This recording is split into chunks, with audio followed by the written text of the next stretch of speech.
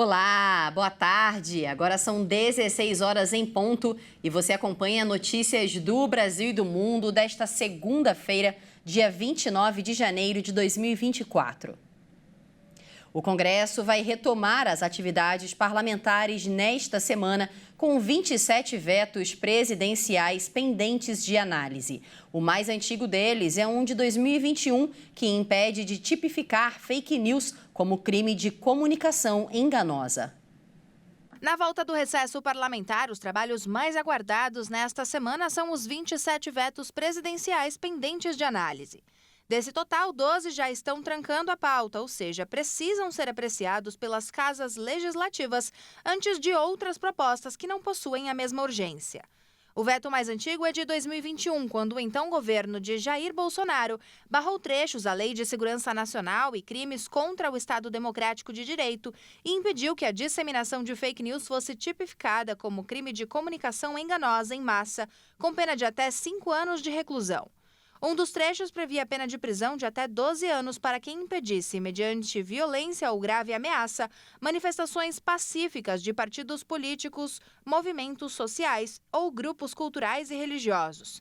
Também foi vetado o trecho que aumentava a pena para militares envolvidos em crimes contra a democracia.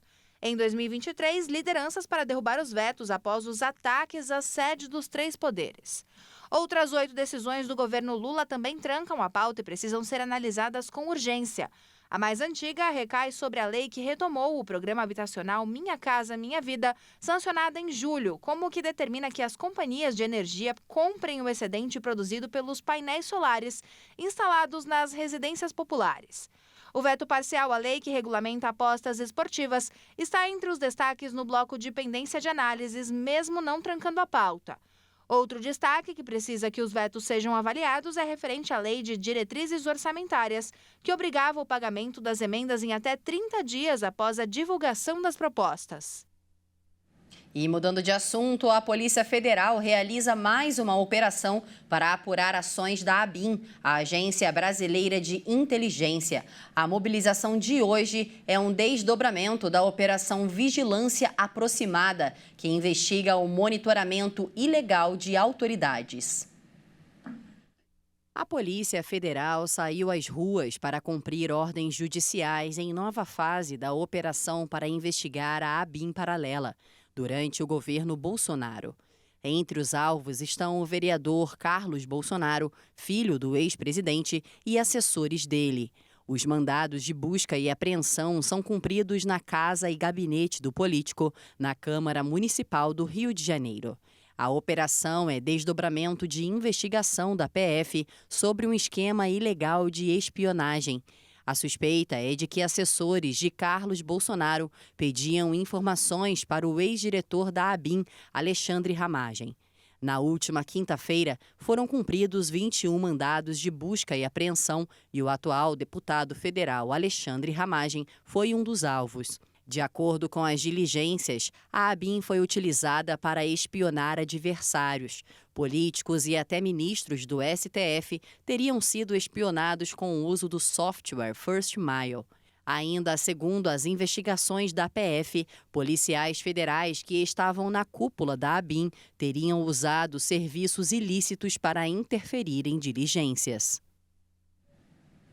Os bombeiros encontraram hoje o corpo de um adolescente que estava desaparecido desde a tempestade que atingiu o município de São Pedro de Alcântara, em Santa Catarina. O jovem tem 17 anos e andava de bicicleta quando foi arrastado pela correnteza do rio que havia invadido a rua. O temporal também deixou várias pessoas isoladas em diferentes áreas da região metropolitana de Florianópolis. Além dos alagamentos, houve quedas de árvores por conta dos ventos fortes. E nos destaques internacionais, a Corte Internacional de Justiça, com sede em Haia, exigiu que Israel permita a entrada de ajuda humanitária na faixa de Gaza. A máxima instância judicial da ONU também exigiu que Israel impeça qualquer ato de genocídio em Gaza. A Corte não se pronunciou sobre a questão subjacente de saber se as operações israelenses no território se enquadram no conceito jurídico de genocídio, um debate que pode levar anos.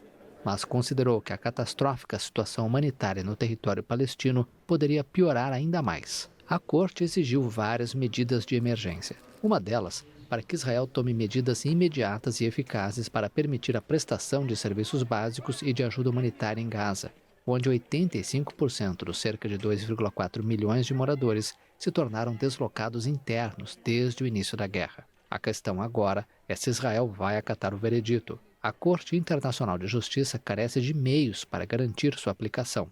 A União Europeia pediu que a decisão seja aplicada de maneira plena, imediata e eficaz. Os Estados Unidos, principal aliado de Israel, reiteraram que as acusações de genocídio são infundadas. O veredito do tribunal foi celebrado por Turquia, Irã, Espanha e Catar, um mediador que abriga em seu território a cúpula de líderes do Hamas. E no Reino Unido, o país vai proibir os cigarros eletrônicos descartáveis. Em outubro, o governo anunciou uma série de medidas para combater o tabagismo, que é atualmente a maior causa de mortes que poderiam ser evitadas no país. O anúncio foi feito nesta segunda-feira pelo governo. Ainda não entendemos todos os impactos do vape na saúde a longo prazo. Portanto, é certo que tomemos medidas enérgicas para acabar com isso.